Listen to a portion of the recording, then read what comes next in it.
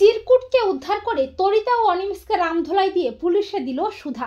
হ্যাঁ বন্ধুরা, আমরা এমনটাই দেখতে পাবো শুভ বিবাহ ধারাবাহিকের আগামী পর্বগুলোতে। তরিতা, অনিমেষ ও ঝুম্পা চিরকুটকে কিডন্যাপ করে তেজ বেকারির গোডাউনে আটকে রাখে।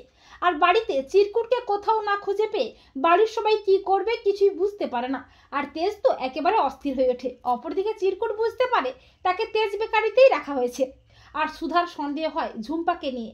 তেজ, সুধা, ঝিনুক সবাই মিলে তন্ন তন্ন করে খুঁজতে থাকে চিরকুটকে, কিন্তু কোথাও খুঁজে পায় না। এরপর অনিমেষ তেজের ফোনে ফোন করে বলে যে 3 কোটি টাকা মুক্তিপণ চাই। এরপর তারা চিরকুটকে ফোন দেয় আর চিরকুট চালাকি করে তেজ বেকারির নামটা বলে ফেলে। সুধা বুঝতে পারে তার মানে চিরকুট তেজ বেকারিতেই আছে। এরপর তেজ, সুধা, ঝিনুক সবাই মিলে চিরকুটকে উদ্ধার করতে তেজ বেকারির দিকে যায়। এরই মধ্যে সিকিউরিটি ফোন করে সুধাকে জানায় অনিমেষ স্যারের নামে খাবার এসেছে, তেজ বেকারির দিকেই যাচ্ছে।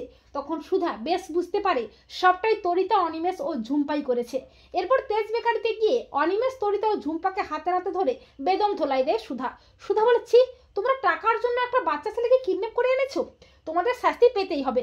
এই বলে সুধা ঝুম্পা, তরিতা ও অনিমেষকে পুলিশে দিয়ে চিরকুটকে উদ্ধার করে। তো বন্ধুরা, তোমরা এটাই চাও তো যে চিরকুটকে উদ্ধার করে তরিতা, অনিমেষ ও ঝুম্পাকে রামধোলাই দিয়ে যেন পুলিশে দেয় সুধা?